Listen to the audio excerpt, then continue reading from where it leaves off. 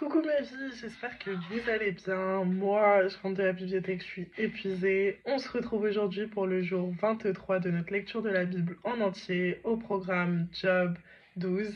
Vous allez me voir faire de la loco, j'espère que la vidéo vous plaira. Prenez votre Bible et on se dit à demain pour le jour 24 au programme Job 13.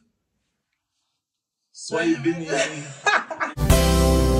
Je rappelle à Dieu. Alléluia. Intervention numéro 4 de Job. Job prit la parole et dit : On dira en vérité que vous représentez tout le genre humain, et que la sagesse mourra avec vous. J'ai tout autant d'intelligence que vous. Je ne vous suis en rien inférieur. Du reste, qui ignore ce que vous dites ? Je suis un homme dont les amis se moquent, moi, qui faisais appel à Dieu et à qui il répondait. Le juste, l'homme intègre, un objet de moquerie. Il faut mépriser le malheur. Telle est la devise des hommes heureux. Le mépris. Voilà ce qu'il réserve à ceux dont le pied trébuche. La tranquillité règne sous les tentes des pillards. La sécurité chez ceux qui provoquent Dieu. Chez celui qui se fait un Dieu de sa force. Mais interroge donc les bêtes, et elles t'enseigneront. Les oiseaux, et ils te l'apprendront. Ou parle à la terre, et elle t'enseignera. Et les poissons de la mer te le raconteront. Qui ne reconnaît pas, chez eux, la preuve que c'est la main de l'Éternel qui a fait tout cela ?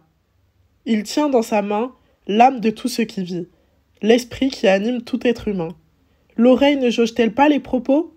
Et le palais ne goûte-t-il pas la nourriture ? De même, c'est aux personnes âgées qu'est attribuée la sagesse. Une longue vie est synonyme de discernement.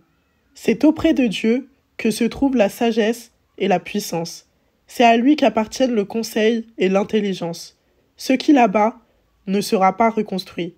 L'homme qui l'enferme ne sera pas relâché. Qu'il retienne l'eau et tout se dessèche. Qu'il envoie et c'est la dévastation pour la terre. C'est auprès de Dieu que se trouvent la force et le succès. Il maîtrise celui qui s'égare ou fait égarer les autres. C'est lui qui fait marcher les conseillers du pays dans l'humiliation, qui affole les juges. Il diminue l'autorité des rois. Il met une corde autour de leur taille. C'est lui qui fait marcher les prêtres dans l'humiliation, qui renverse les autorités les plus stables. C'est lui qui enlève la parole aux orateurs habiles, qui prive les personnes âgées de bon sens. C'est lui qui déverse le mépris sur les grands, qui prive leurs aptitudes les hommes forts. C'est lui qui révèle les profondeurs des ténèbres, qui expose l'ombre de la mort à la lumière. C'est lui qui donne la prospérité aux nations et qui les fait disparaître, qui élargit leur territoire et se montre leur guide. C'est lui qui prive d'intelligence les chefs du pays, qui les fait errer dans des déserts dépourvus de chemin. Il tâtonne alors dans les ténèbres, privés de lumière, il les fait errer comme des hommes ivres.